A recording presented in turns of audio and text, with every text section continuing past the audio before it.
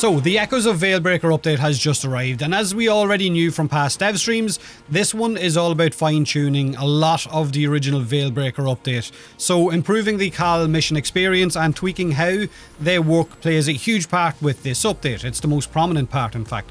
But it is a very, very small update, with the next update, Lua's Prey, hopefully being much bigger and dropping before the new year. But before I get into it, I wanted to take a moment to acknowledge the incredible gesture by Digital Extremes towards a fallen Tenno, which was just added with this update into the Iron Wake hub. For those of you who don't know, or may not know, Datareaper was a player who also was the creator of Clem as a meme in-game. But then Clem was added into the game and has his own missions and his own little bit of lore and everything. Datareaper was also the creator of the original Cronin Tonfa melee weapon, and I know a lot of you will have used the Cronin Prime when it was at its peak, when it was as powerful as it was. So Datareaper played a pretty big part in Warframe's community over the years, but unfortunately Datareaper passed away in August of this year. So behind Clem's fort in the Iron Wake node on Earth, you will now find his remembrance shrine, complete with his own personal Excalibur Prime and of course his personal Tonfas stretched out on either side of him, and the music that plays when you step up to it is quite nice and kind of somber as well.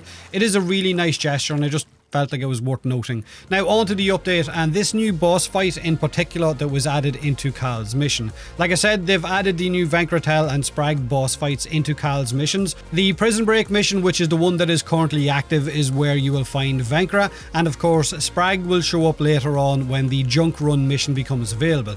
What you're seeing in the background is the fight against Venkretel, who you have to beat in a sniper duel.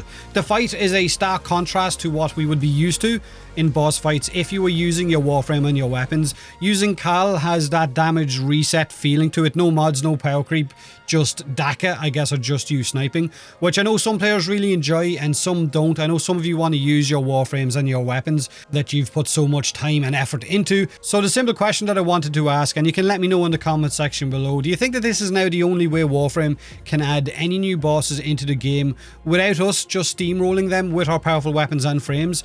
I know it's nice from a low perspective, but are we too powerful now to fight normal sized enemies outside of the Eidolons and of course the Orb Mothers, even though that third Orb Mother is still shriveling up like a prune in her jacuzzi, still hasn't been released?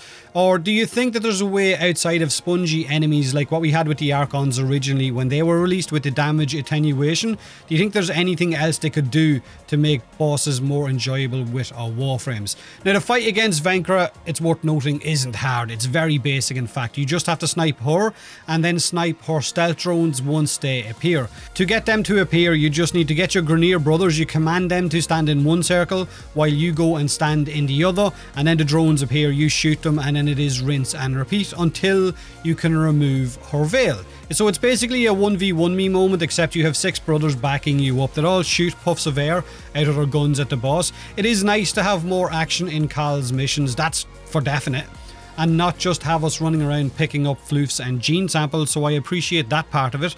But when it comes to new additions with this update, with the Echoes of Veilbreaker, it is also worth noting that outside of Khal's mission tweaks and some hotfixes to broken things, it is mostly skins. So you've got Styanax's new alt helmet, you've got the 2 new weapon skins from Venkretel and Sprag, you've got the ship skin, the new Grineer ship skin, you've got dojo decorations, you've got new Archon ephemeras, as well as the new Ember starter pack as well. Also apparently Chipper will now be standing into the defensive target in the Archon missions. You know, those defense missions that are supposed to be totally random but manage to show up every week as the second mission during the Archon hunts? That defensive target that wanders around will now be Chipper. They've also changed the get 5 kills in 3 seconds to 5 seconds, and they've added 9 new challenges which you can see on screen now.